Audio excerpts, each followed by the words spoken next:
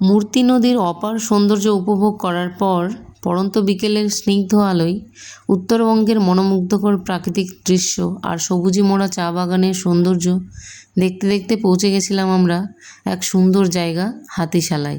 হাতিশালার মধ্যে হাতির ছোঁয়া থাকলেও আজ আর এখানে হাতির দেখা মেলেনি আমাদের।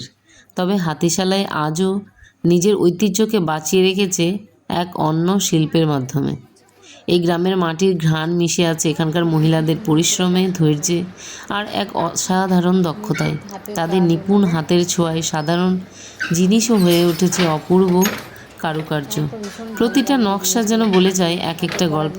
প্রতিটি শিল্পকর্মে লুকিয়ে থাকে গ্রামের সংস্কৃতি, আবেগ আর আত্মার স্পর্শ।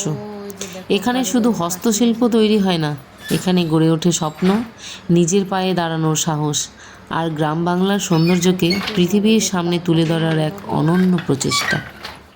দেখো এগুলো হচ্ছে শর্টের ব্যাগ ব্যাগ বানিয়েছে, এগুলো কি সুন্দর। এই যে এটা তো একটা কুটির শিল্প বলো, হ্যাঁ। এগুলো হচ্ছে ব্যাগ, আর এই যে হচ্ছে ছোটো ছোটো পাপোশ বা আসন, যেমনভাবে ইউজ হবে। আমার একটা পছন্দ হয়েছে, আমি একটাতে নেবই।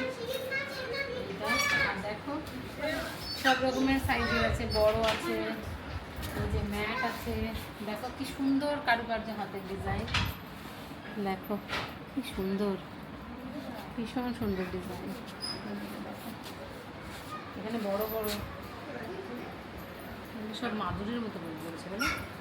আমি এটা নিলাম, আমার তো রান্নার জিনিসের ডেকোরেশনের জন্য লাগে, এটা নিলাম আমি।